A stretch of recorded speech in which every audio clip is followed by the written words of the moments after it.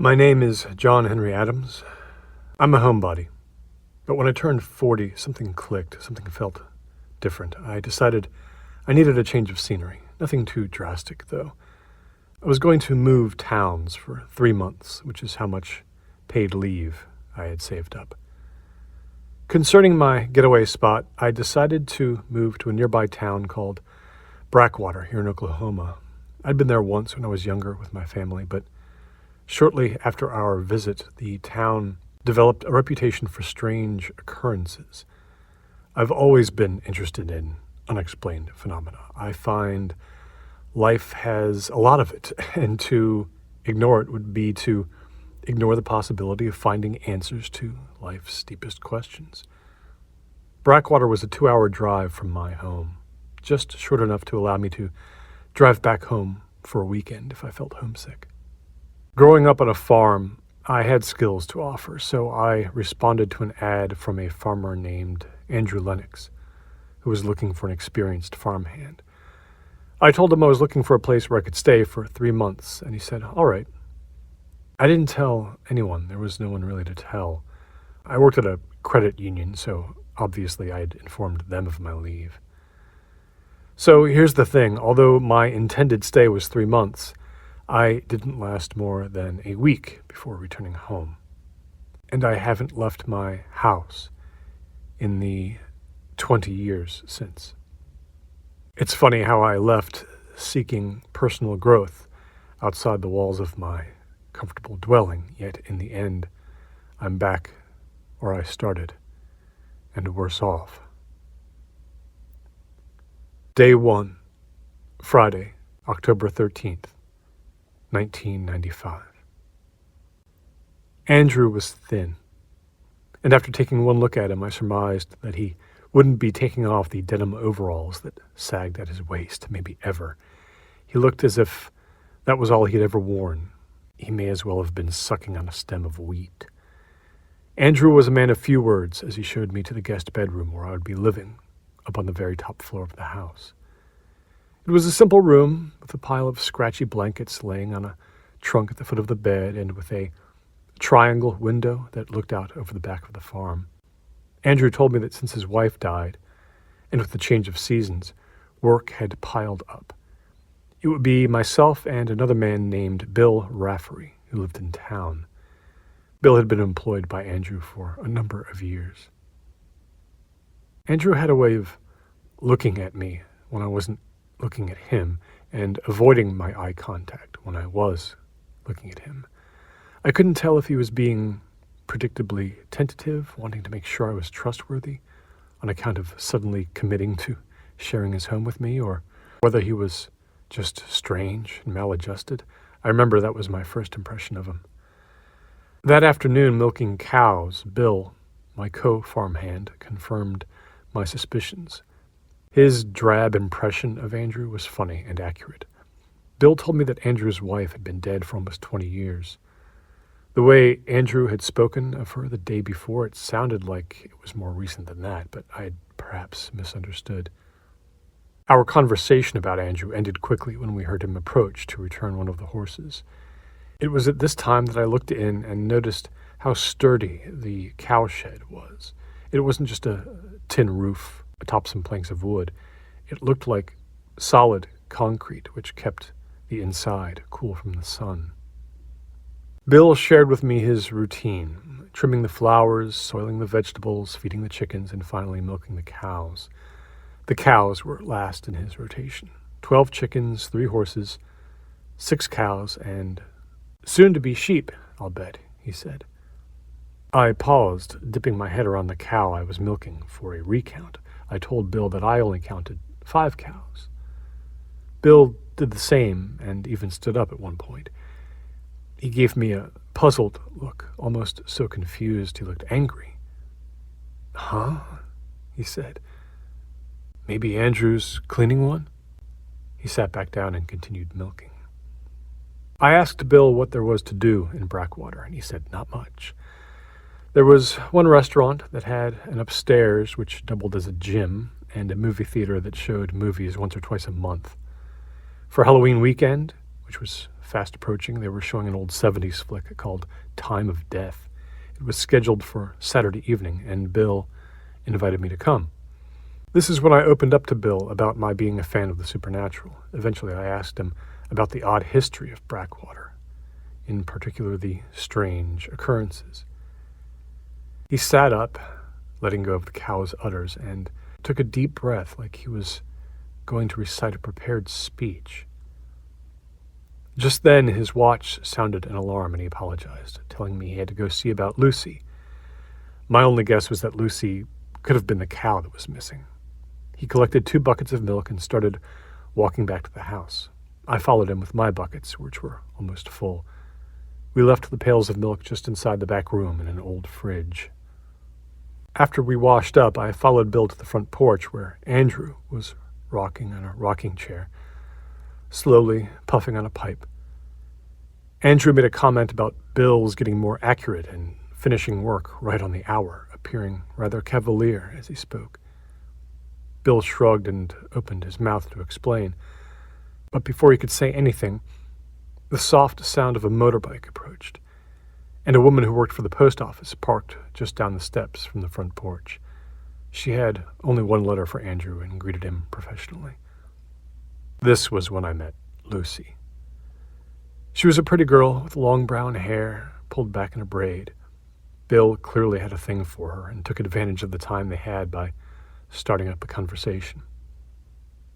Then it happened again.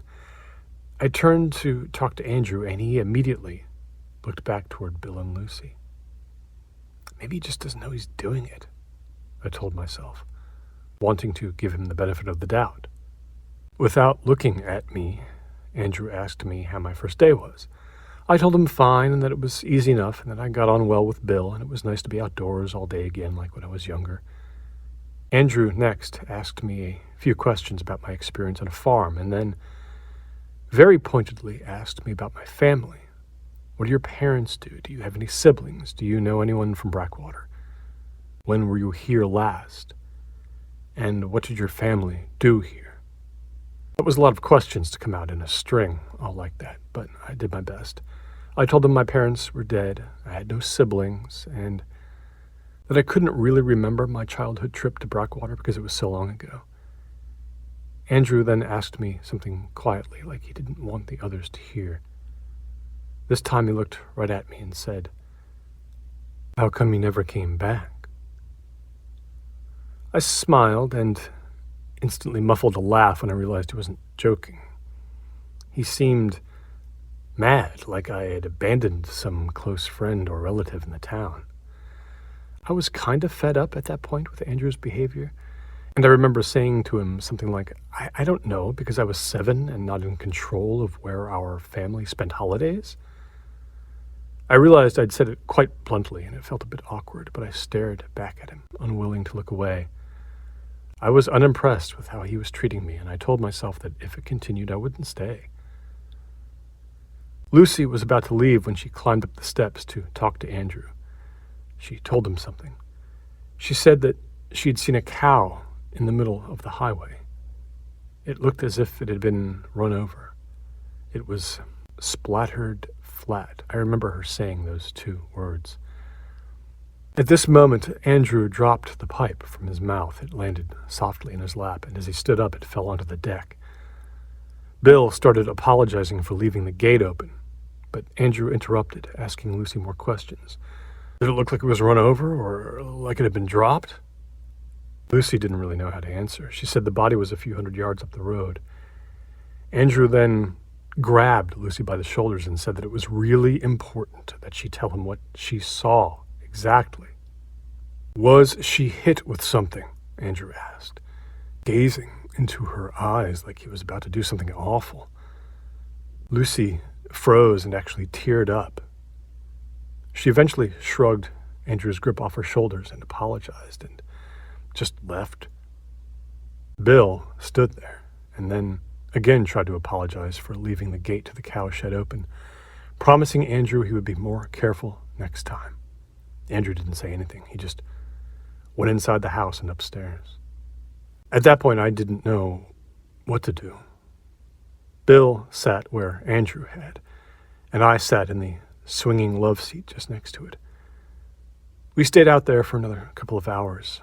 All I could really gather from Bill was that Andrew was reliable enough, just a little strange.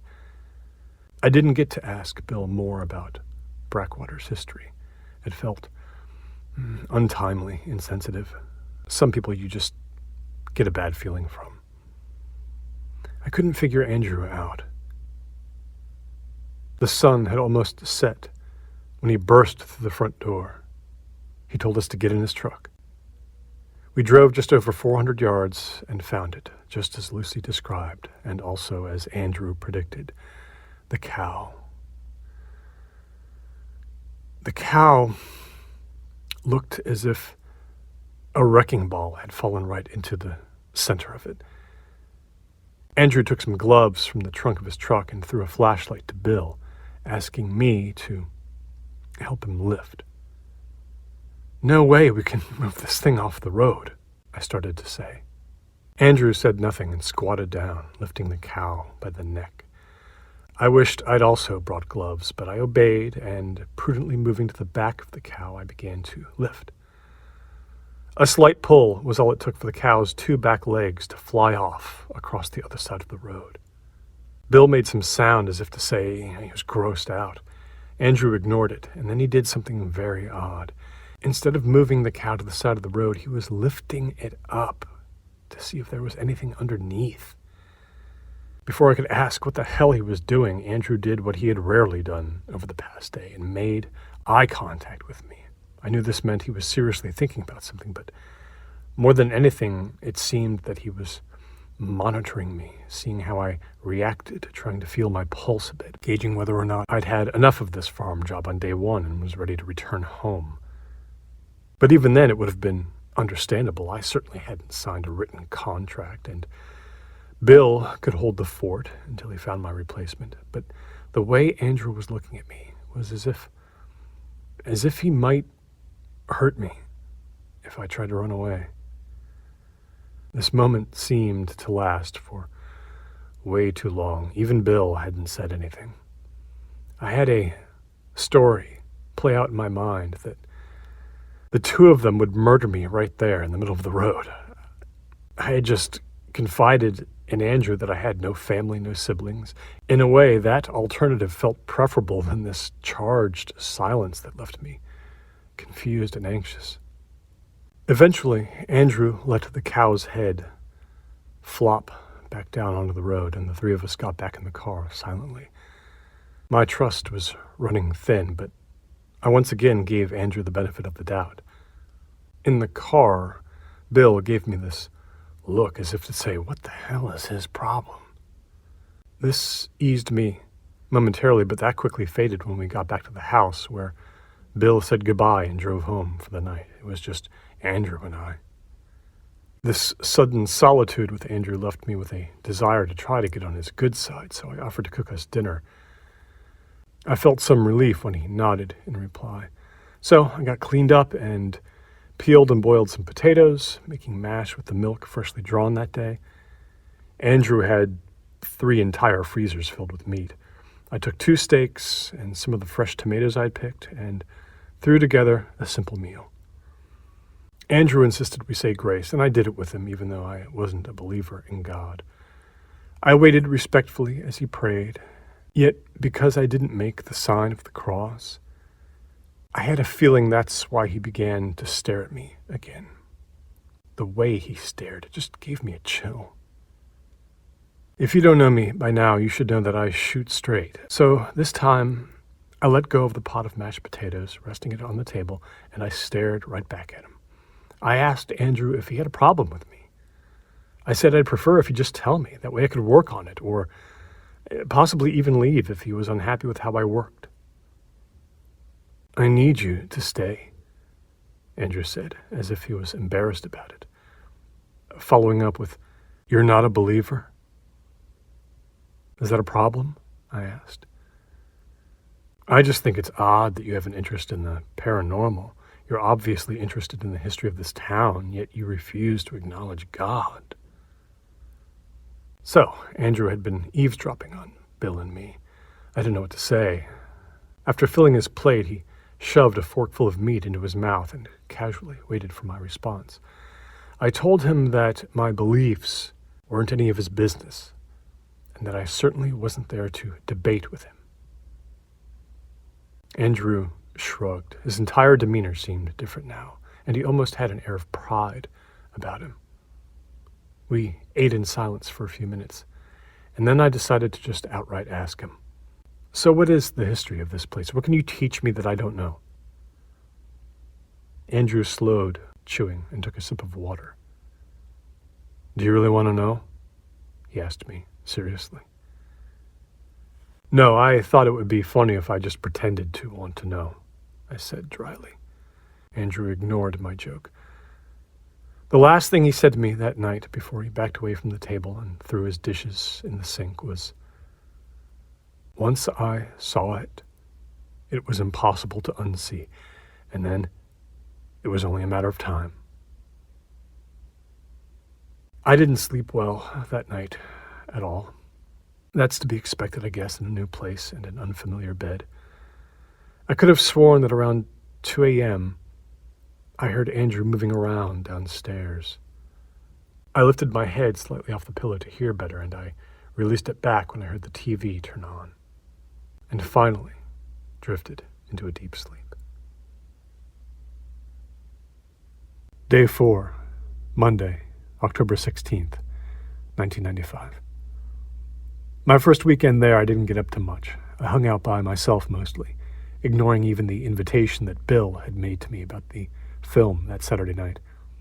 I was reading a book my father had written on farming, excited to put some of his advice into practice that following week. When Monday came, my suspicions were correct. New day, Andrew's same overalls. I scooped a generous amount of jam onto some toast and ate it over the sink. Bill came in just as I was pouring myself a cup of coffee, and I offered him one. Andrew popped his head into the kitchen, telling us to start with the chickens this morning and to pick some of the ripe strawberries in the field. I began asking Bill about the how-tos of this, but there was something clearly on his mind.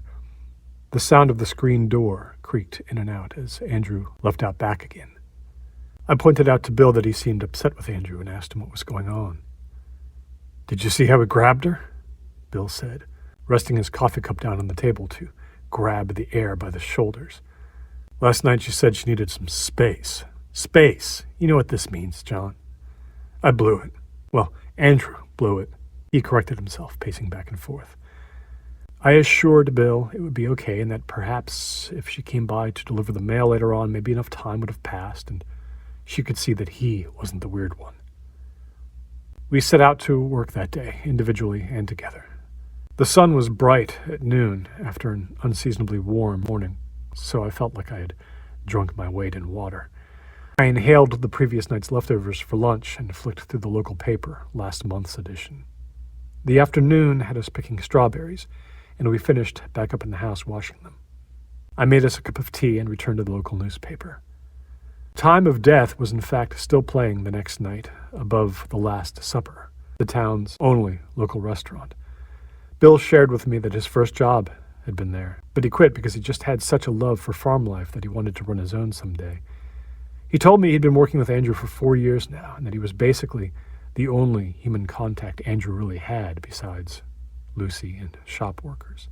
Bill then circled back around to his first job story, and concluded by saying that the real reason he hated working there was because he hated dealing with the customers, particularly the out-of-towners who were only interested in a good story. I felt confident at this point that I could ask Bill more about Backwater's history without seeming like just another out-of-towner.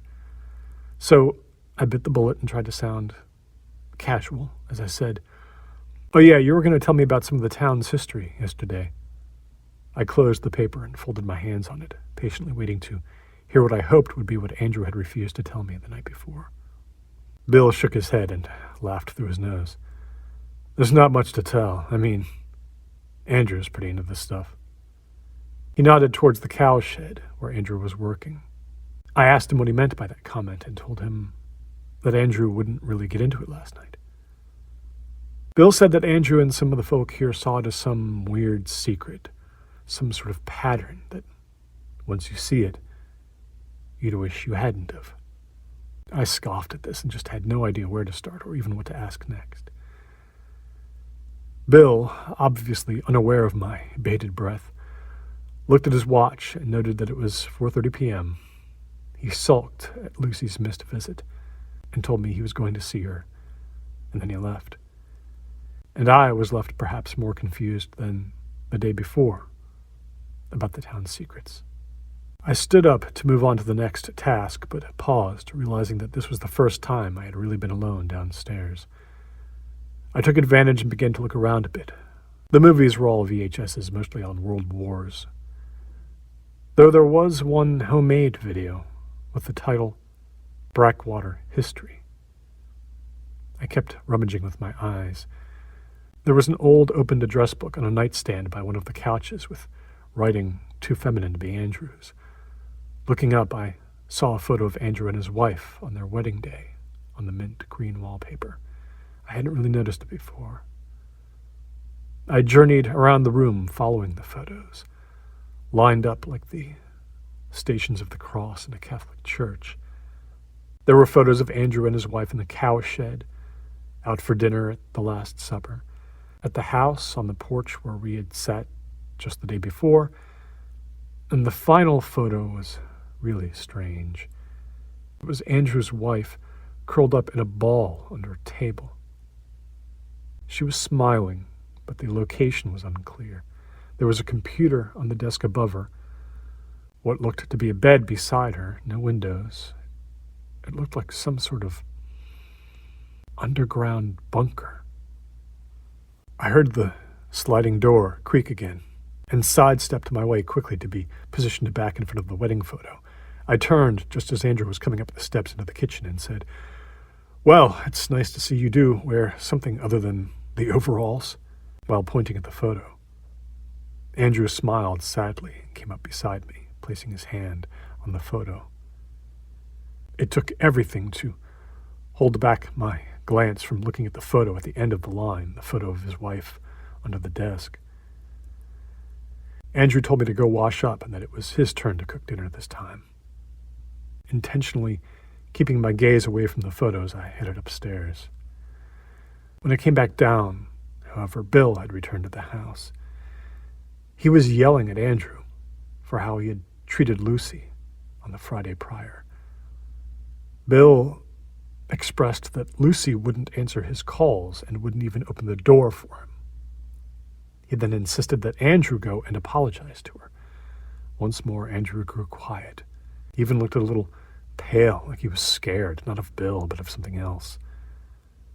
Bill insisted that Andrew answer, but all he said was, "I may give it a day or so before I check on her." Bill shook his head in disbelief and left the house. I ate mostly in silence that night. Andrew was his regular taciturn self. He ate slowly, looking almost cadaverous. On my way back up the stairs to retire for the evening, I couldn't help but glance at the photos again. And I noticed the final photo of Andrew's wife under the table was gone. Day 5, Tuesday, October 17th, 1995. When I woke up the next day, Andrew wasn't there. His truck was gone, yet, oddly enough, breakfast had been laid out for me. That morning I noticed that the photo on the wall was back up. I moved quickly towards it and saw that it was a different photo entirely. It was a photo of the farm, from the view of my bedroom window, actually. I felt so angry at that, like I was being played. I spent about 20 minutes looking in every cupboard and drawer in the living room, kitchen, the back room, but there was no sign of that missing photo or anything else suspicious. For a second, I thought about checking in Andrew's bedroom, but no, that thought just seemed too unsafe to me, like I would be testing fate. Bill called me that afternoon. He said he would pick me up for the movie that night and that perhaps we could swing by Lucy's. Bill had this idea that maybe she would open the door for me. I felt like that plan was a bit desperate, but I agreed. more excited for the movie than anything. He called back around 4:30 p.m. saying that there was some commotion in town. A fire truck and ambulance were at the small apartment building across from the theater. I hoped everyone was okay, but I also hoped the movie would still go ahead. Bill said it would be good to go check it out before the movie, as Lucy lived nearby. He thought this would be a good enough reason to drop by to see if she was okay. 5 p.m. came, and still there was no sign of Andrew. I entertained myself by going on a long walk around the property, reading my father's book. I finally found myself in front of the TV with Andrew's home video labeled Backwater History.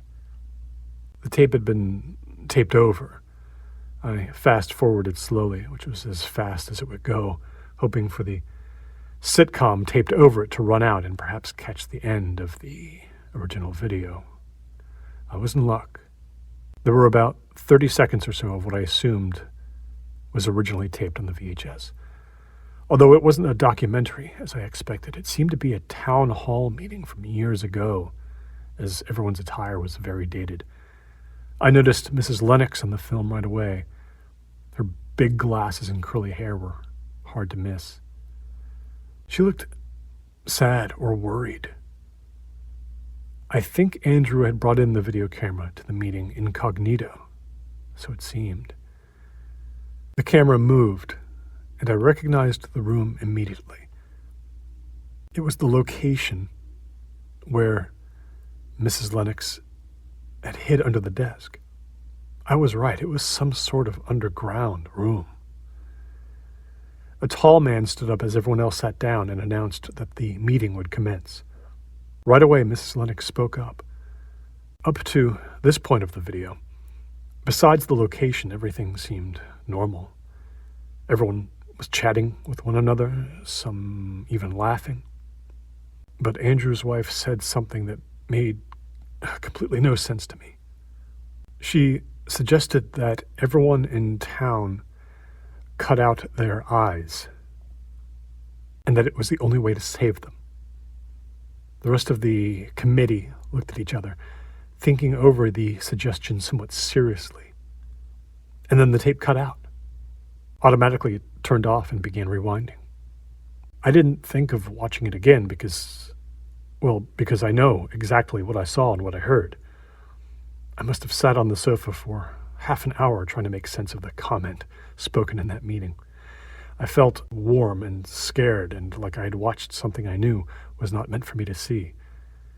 When the tape rewound, I placed it back on the shelf exactly where I'd found it. I second-guessed myself, unable to say for sure if the tape time marking was in the exact position it was in before I watched it. What the hell was going on here? What was Andrew hiding? I had to walk past his bedroom as I headed upstairs to get a sweater. I paused on my way back down and I knocked. I knew he wasn't there, but I thought just in case, to cover my ass. When there was no answer, I opened the door to an empty room with an unmade bed. There was one closet and one chest of drawers. Thinking the missing photo might be in there, I actually got on my hands and knees to look under the bed first, still staying in the hall. I never quite crossed the threshold into the bedroom.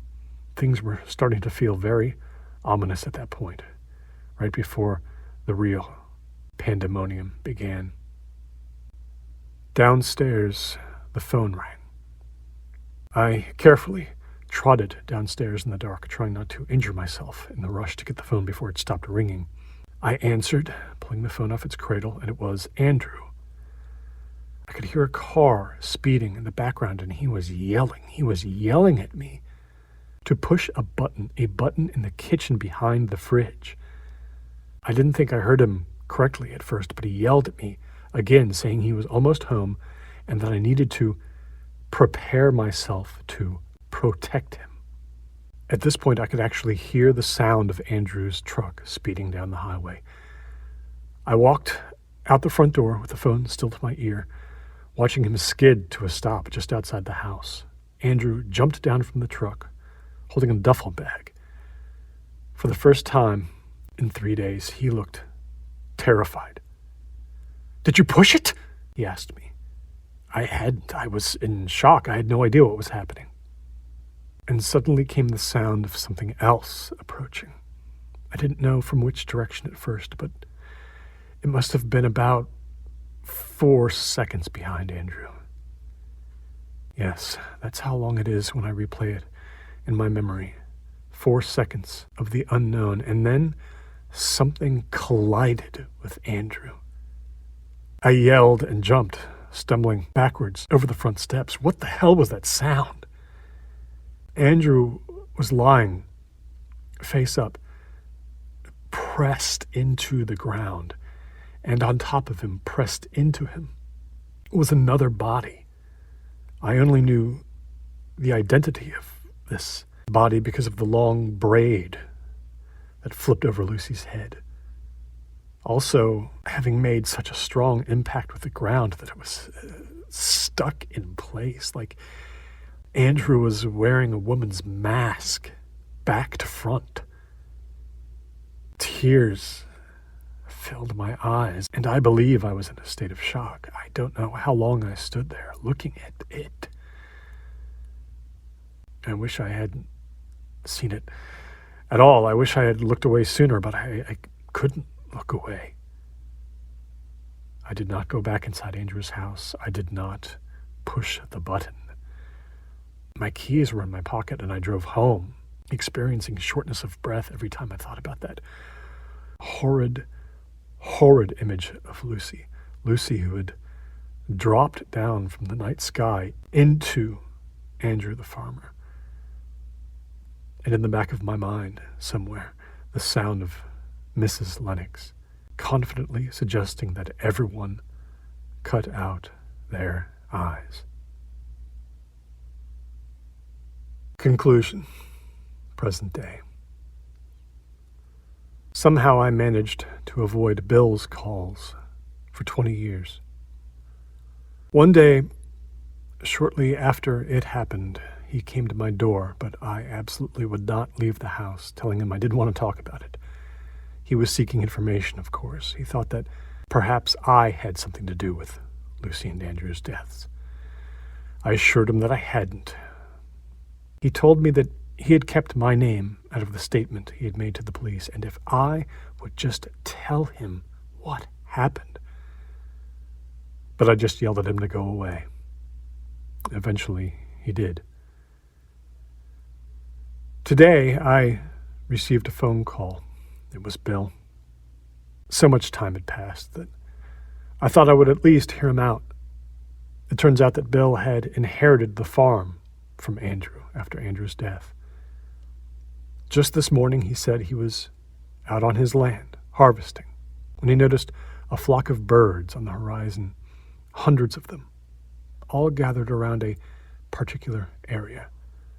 He drove toward the spot and saw the birds swooping down into what appeared to be a big oil spill soaking out of the earth at least 100 feet wide, in the middle of a depression in the ground that he says was for certain not there yesterday. A wave of panic foamed over me like an electric blanket. "Bill?" I asked, wishing he'd get right to the point. He was panting on the phone, running towards the scene, now. And then, as if I knew what he was talking about, he told me that it was happening again. I paused, trying to interpret the sounds he made as any other words, making up any other sentence. He then told me that it wasn't an oil spill, but that it was fat. "Fat?" I said, standing up and then sitting down again.